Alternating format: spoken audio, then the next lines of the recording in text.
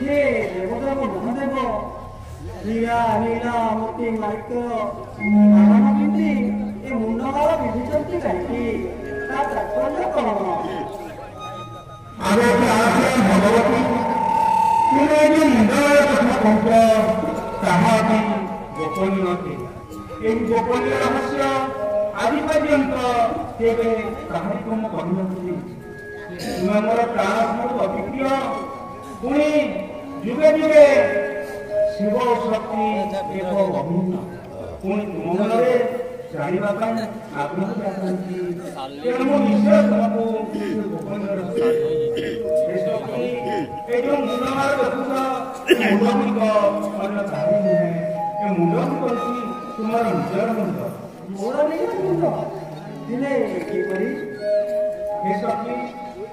मु अजानवर अटे किंतु तुम्हारा मृत्यु अच्छी तुम्हारा मृत्यु जनित विच्छेद को मु सहयोग करना पाई मु तुम्हारा बड़ा मुंडमिक आनी मो गलाए मृत्यु मंडल तुम्हें जेते थोड़ा जन्म ग्रहण कर मृत्युवरण कर मुझे थोड़ा तुम्हारा से बड़ा मुंडमिक आनी मो गलाए भारत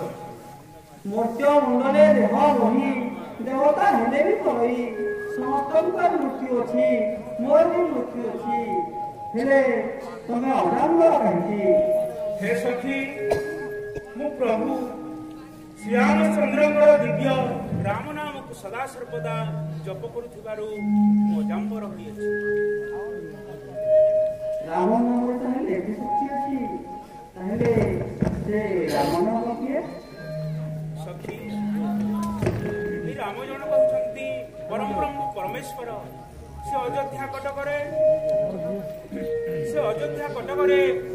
राजा दशरथ घरे ज्येष्ठ पुत्र भाव जन्म ग्रहण करते से रावण आदि दत्त मान विनाश करी मुनि ऋषि मान अभय बल प्रदान करते मुझे रामकर दिव्य ब्रह्म नाम को सदा सर्वदा जप कर मजांबर राम नाम कहले रामन के विषय सुनिवा को इच्छा करती मोटे से रामन के विषय पुंखन विषय कहतु विशेष कर आज राम बनवा विषय बुझाई कहतु हे सखी तुम्हें जो रामन ब्रह्म नाम सुनिवा इच्छा प्रकाश कर दिव्य नाम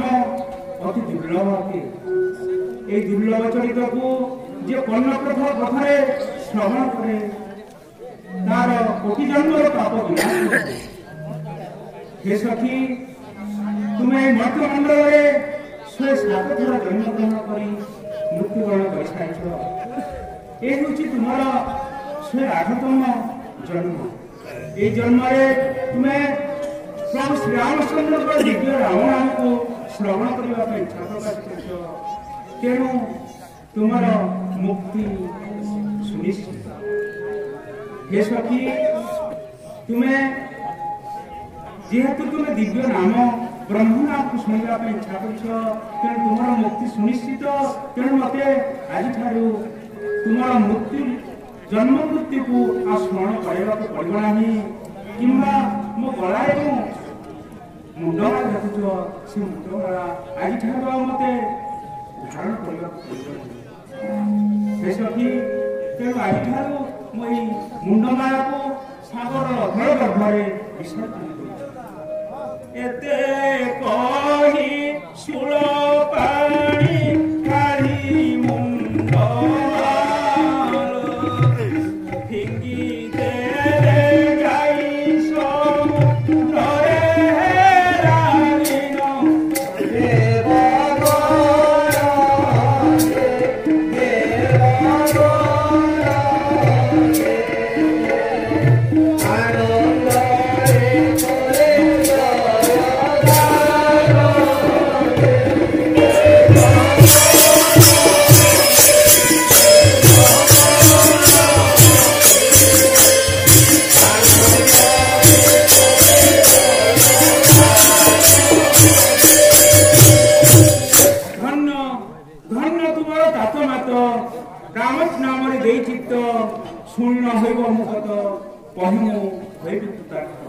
हे सखी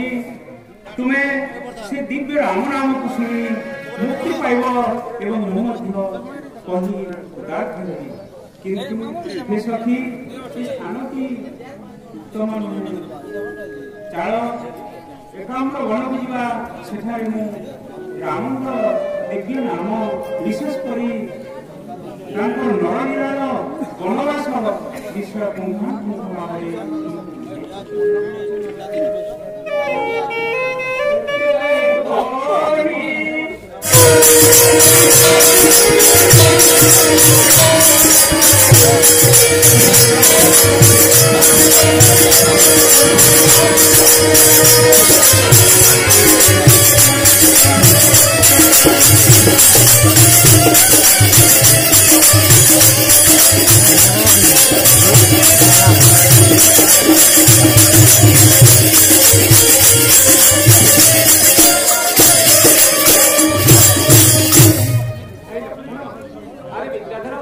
चलो भाई समस्त एका ही जीवन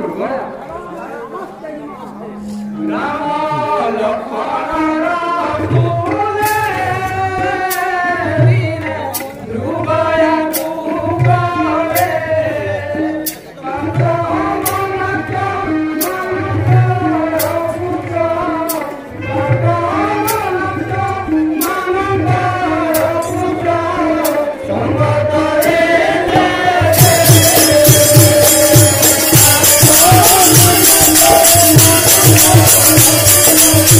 Hare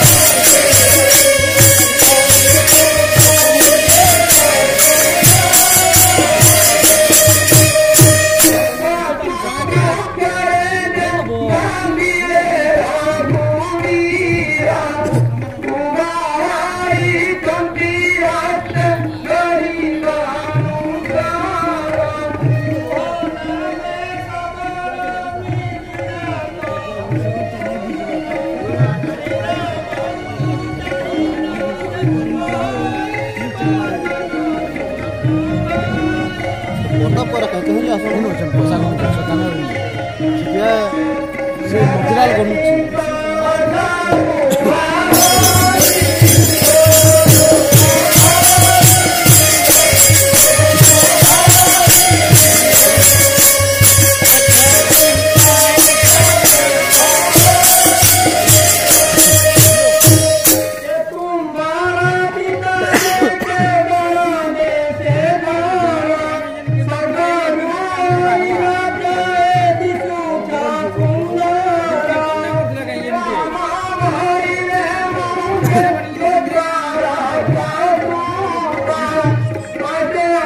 बाबा ini स्कूल उड़े जिला नहीं तो लगो कि काम कि मुझे ये लग लग जान ठीक है जी तो तोला बस